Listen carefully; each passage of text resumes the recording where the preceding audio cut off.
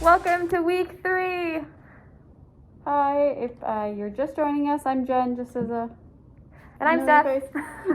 Perfect, and we are going to be talking tonight about our goals one more time, just to make sure that we have planned out some of them. And I'm going to go into a little bit of nutritional labels on the packaging. And we will kind of end with a little bit of yoga. So we're going to do another yoga flow, all of us together. It'll be recorded for you guys to do if you're not joining us on Zoom. And then we're going to end off talking about our challenge of the week, so our fitness challenge. So it'll be recorded for everyone not joining the call. Please give her a try. Let us know how it goes.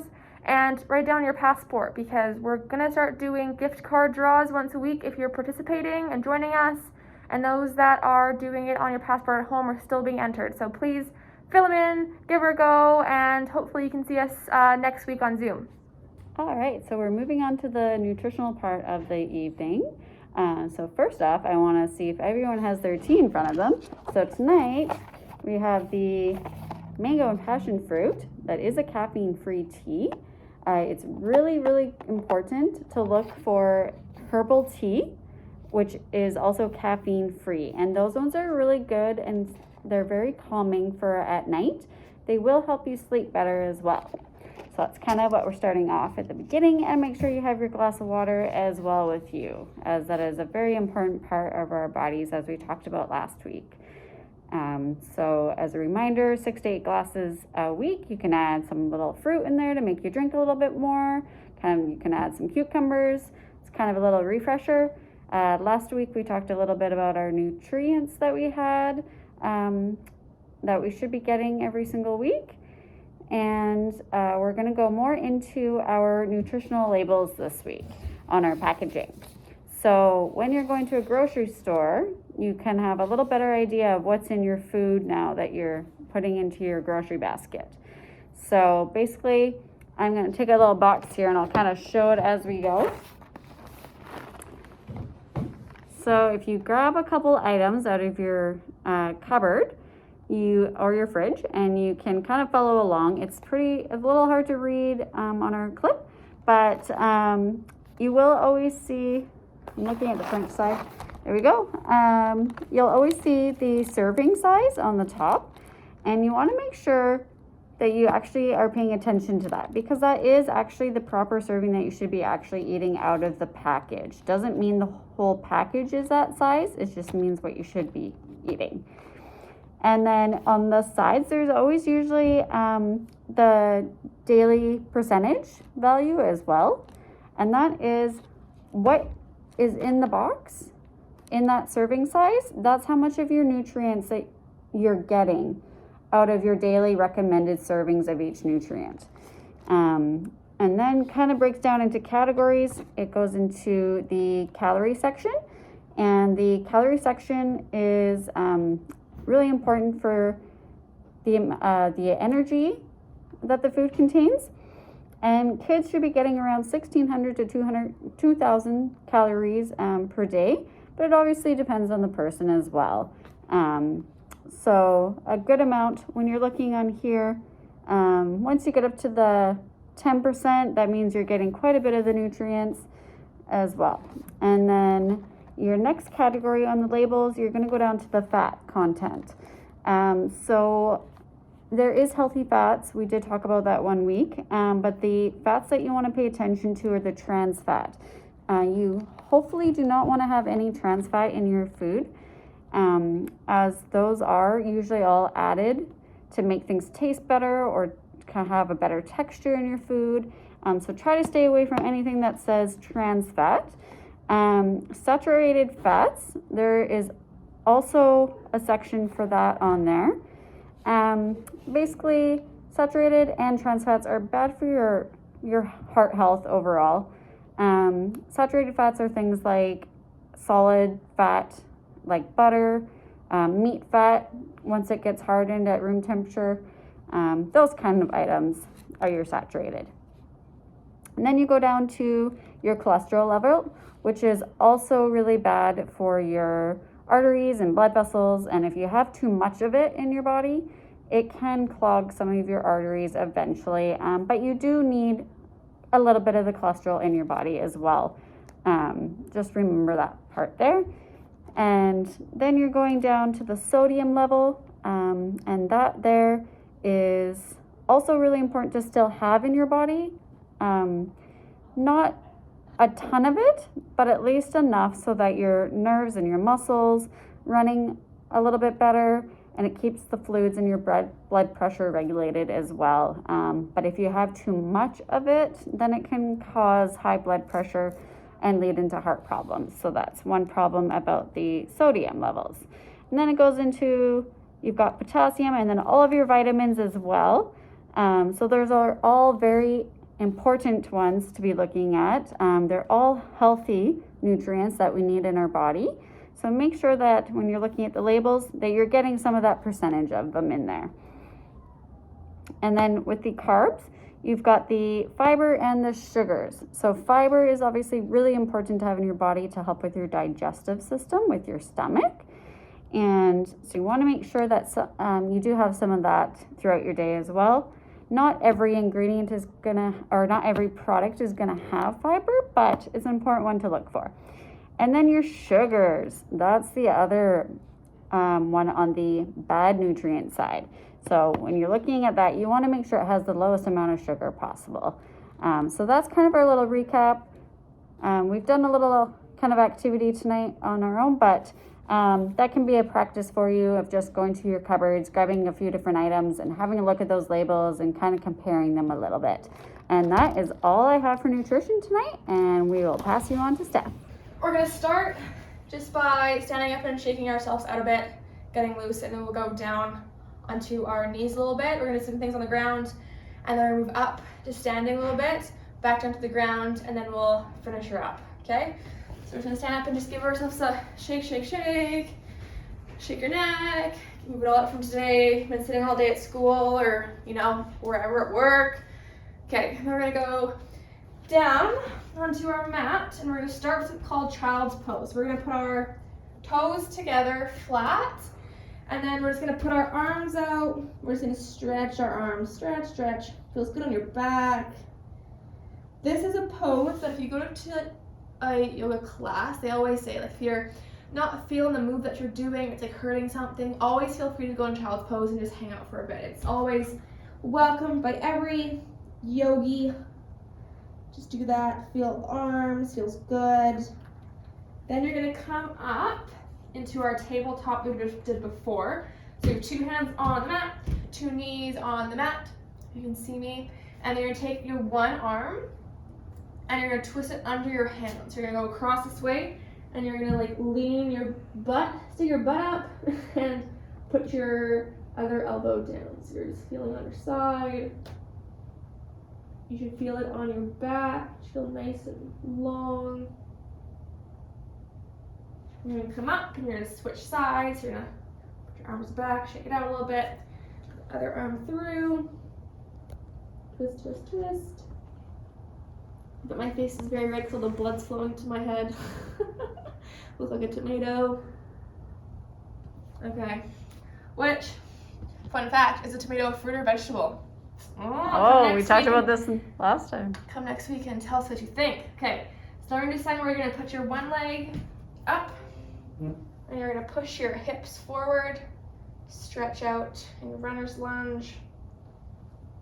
Feel that hip flexor. If you sit all day, your hip flexor can get really, really tight.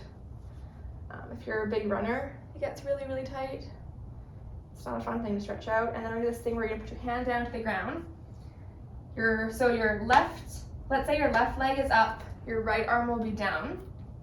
And then you're gonna take this arm and you're gonna push your elbow to the ground and then you're gonna reach up. And then you're gonna go to the elbow to the ground. And if you're flexible, you can go farther down than me, but I'm very flexible, so as far as I can go. I'm gonna do this 2 more times. Down and up and down and up. and then we're gonna pop back, and we're gonna do what we did last week, so a downwards dog. So our hands are on the ground, our bum goes in the air, you can pedal out your legs, stretch out your calves, hamstrings, hold it there. Then we'll go back to our knees. So we're going a little faster today, so back to our knees. And then right leg, or the opposite to what you had last time up, it doesn't matter which it is, just the opposite to last time. And you're gonna do the same thing again. So you're gonna push your hips forward, feel that stretch in the front of your leg that's down. Stretch that, oh, hold the wall, balance myself. Do that for a few seconds.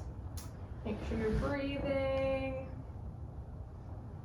And then again, we're gonna put our, so if your right knee is up, you're gonna put your left hand down, take your right arm and you're gonna press it down to your ankle and then up to the sky. Do that 6 times.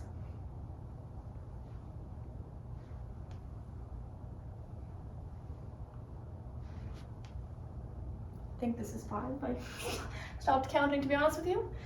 And down, last time and up. And then when you're finished that, you're gonna plant your hands, plant your knee, and back to downwards dog. Pedal your legs out, give her a good stretch. And then we're gonna walk. You can either walk your feet to your hands or you can jump. I'm gonna attempt to jump, so you're gonna bend your knees, you're gonna jump forward. Some people are good at that. Some people have to walk their feet up, whatever works for you. And then we're gonna just do some stretches. So touch your toes, and then swing to the sky. Touch your toes, swing to the sky. Last time, touch your toes, swing to the sky. And then we're gonna do this one where you're gonna, so start with tree pose. You're gonna put your right leg and you put your right foot either by your ankle, or if you're good at it, you can put it above your knee. If you're flexible, you can hold it there. They always just say in yoga, just don't put it on, whoa, good for balance. Don't place it on your knee because it's not very healthy. So I'm not very good at this. I'm gonna put it on my ankle. Put our hands on our hips. I'm just gonna hang out here for a second. Work on our balance. Put all the pressure in your, like sprayed out in your toes. So big toe, middle toes, pinky toe should all have the same amount of pressure. And then pop the knee up, place it down, and we'll swap. If you can put your foot in your thigh and like leave it there, my pants are gonna fall, but I will be very impressed. So if you can do it, good for you. I feel like a bunch of you can. I bet you're all very flexible people. Nice. Okay. Knee up and down, shake, shake, shake. We're gonna do new ones. You're gonna grab your right ankle or your foot with your right hand. So that's looking like this. And then you're going to slowly, when you have your balance, start to tilt your hips forward. You're gonna like lean over, and you're gonna take your, if you're holding your right leg up, you put your left hand out and try and see. If you're flexible, your right leg will be like parallel with the ground, so it'll be like flat. Mine, as you can see, is not. My hip flexors, not so good. So we're gonna go like that. So you can hold it for a while. You feel it in the front of your leg here. And you're working on your balance on your left leg, which is cool too. You're gonna bring it forward, bring it up, and give your knee a nice good squeeze. Place it down and then swap the other leg. So grab this leg on this side, grab your foot or your ankle, whatever you feel better, and just like slowly with your balance, start to lean forward as far as you can. Put your arm out if you can, and push that foot into that hand. That helps with keeping your balance. So do 2 more breaths here. And we'll pull our leg forward and up. Pull your knee. Hug it, hug it, hug it. Nice. Then we're going to do some things on the ground again. So we're just gonna turn to your mat and you're gonna walk your hands from your toes out, flat. Do some downward dogs. Really pros at these now. And then we're gonna do some upward dog. So we're gonna go down onto our knees, pull down, and then you're gonna go through legs flat on the ground and your hands near your armpits. You're gonna press your chest up and do the opposite, so it's like a back bend. It's kind of like doing when you would do like a back handspring on the ground, when you like put your hands over your head. It's, if you do a lot of these, you practice and get good at it, but my back is not bendy. And we're gonna go up onto all fours. We're gonna do our last little back bend. We're gonna go up. You're gonna put your knees in the ground, feet flat, and then you're gonna try and lean back and press your hands into your heels. Let your neck hang back. This is called Camel's pose. Can't tell you why, but it is. You should feel it in your chest as it's like breathing and you're expanding your lungs, pressing. Then slowly you're gonna walk your chest up, and we're gonna end where we started. So we're gonna end with our toes touching, feet flat with the shoelace part of your foot on the ground. Hands forward in child's pose, stretch it out. You can walk your hands to the right. Breathe in and feel that on the left side of your body. Walk back to the center with your hands, and then walk it to your left. Feel it on the right side of your body. Walk it to the center for the last time. And then, just like the last 2 weeks, we end in the woo. And then I go namaste. You would say it back. I trust that you are. And have a great week, everyone.